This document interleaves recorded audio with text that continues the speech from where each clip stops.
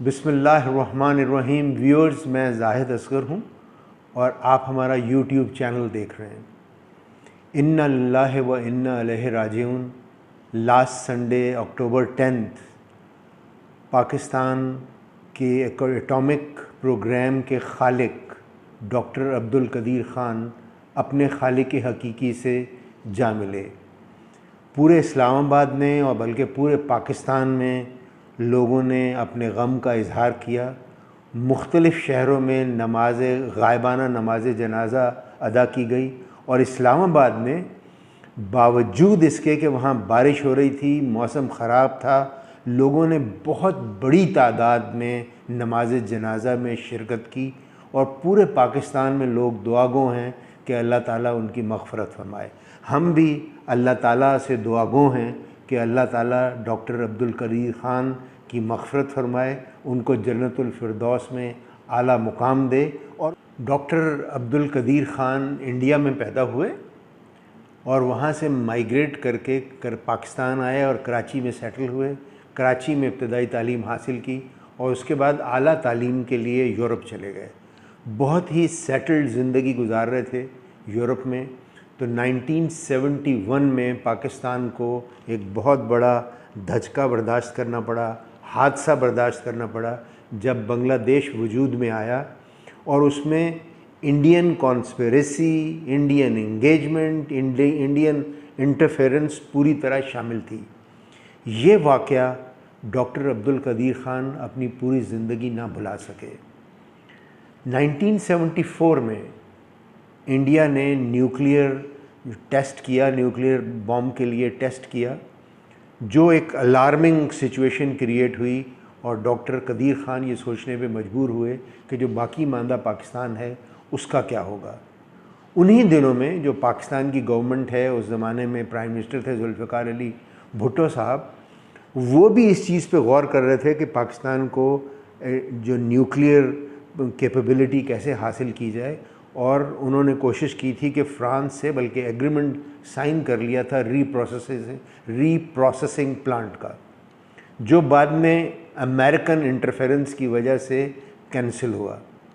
तो 1974 में जब इंडिया ने न्यूक्लियर टेस्ट किया तो डॉक्टर अब्दुल कदीर ख़ान ने भुट्टो साहब को 2 लेटर लिखे। जो सितंबर में उन्होंने लेटर लिखा वो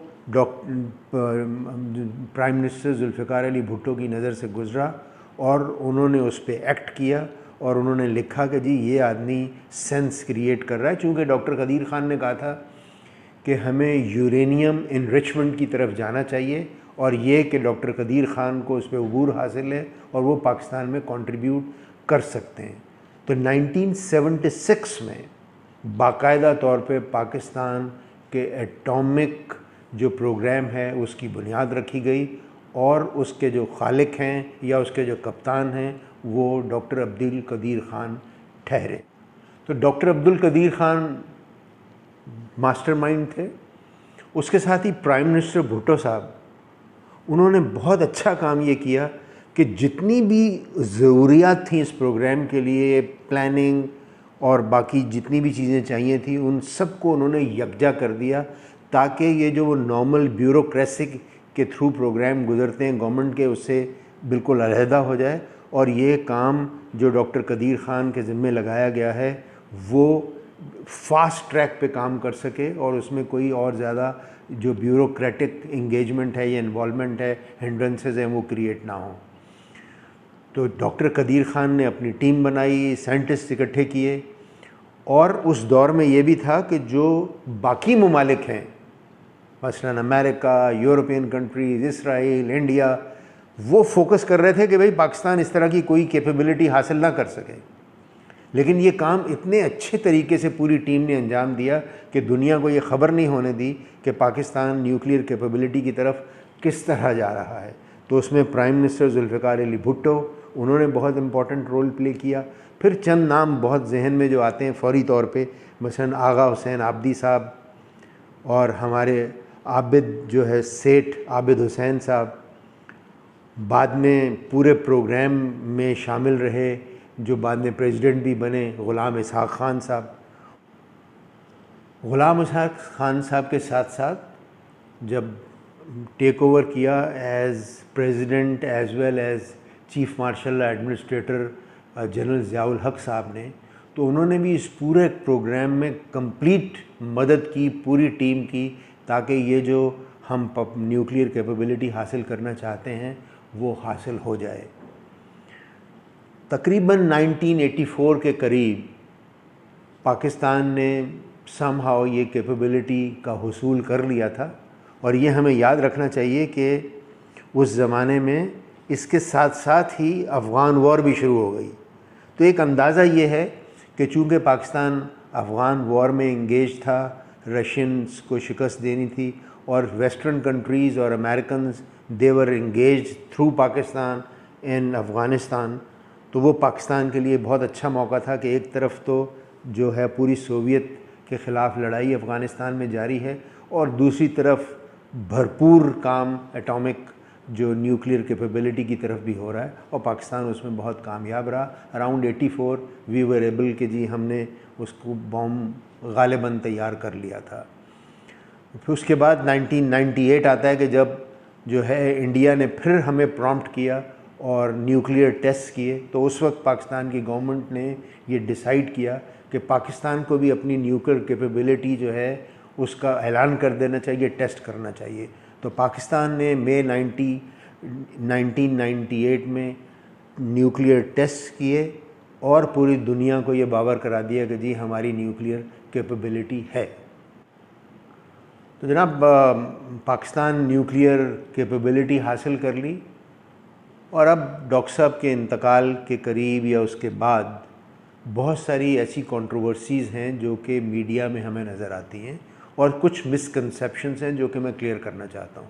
सबसे बड़ा मिसकंसेप्शन तो ये है कि वो कहते हैं कि जी न्यूक्लियर कैपेबिलिटी की वजह से पाकिस्तान नाकाबिले तस्खीर हो गया। तो मेरी नज़र में ये बात ठीक नहीं है।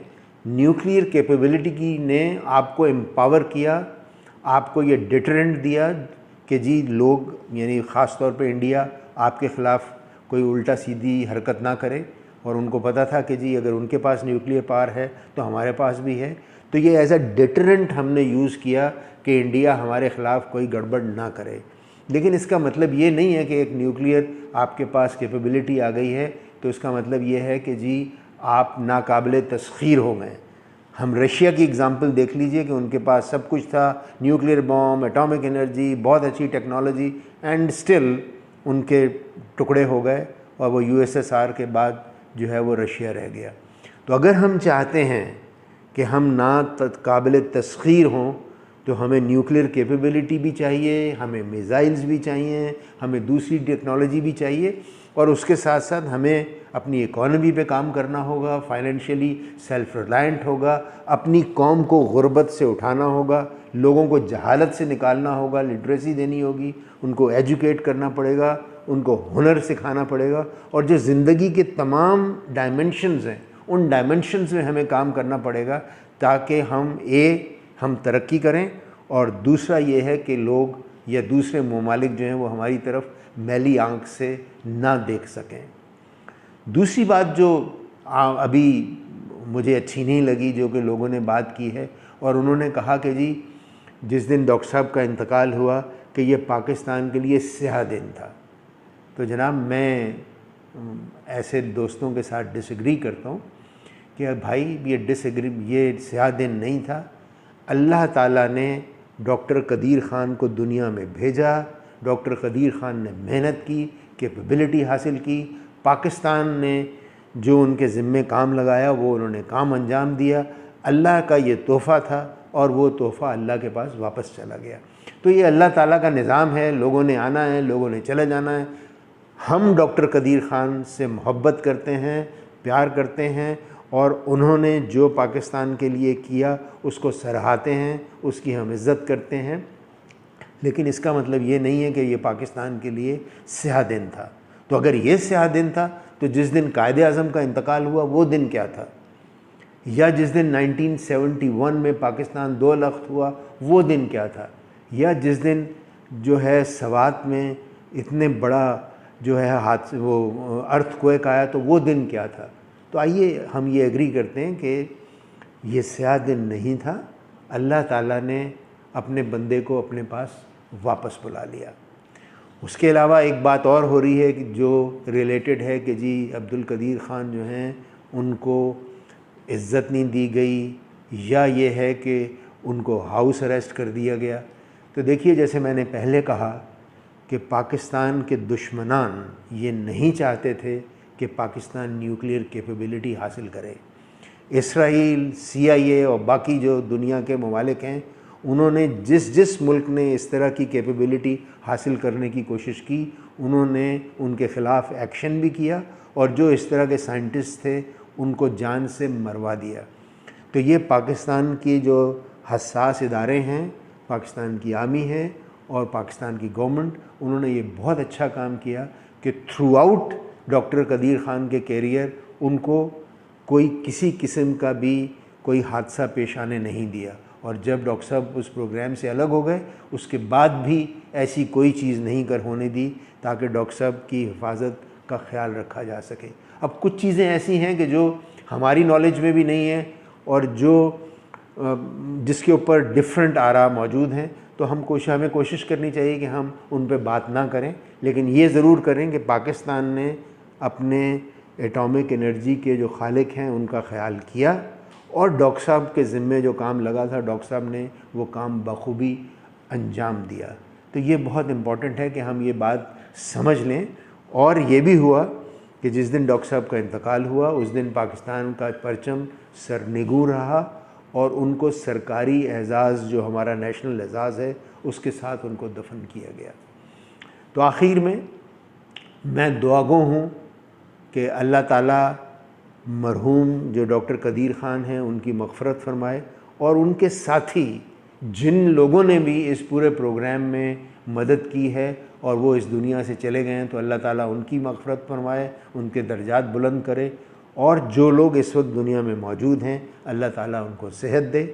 और पाकिस्तान की जो टीम्स हमारी मुख्तलिफ़ टेक्नोलॉजीज़ पे काम कर रही हैं, अल्लाह ताला उनको ये तौफ़ीक दे कि हमें वो तरक्की दें और पाकिस्तान तरक्की याफ़्ता ममालिक में शामिल हो जाए। अल्लाह हाफ़िज़।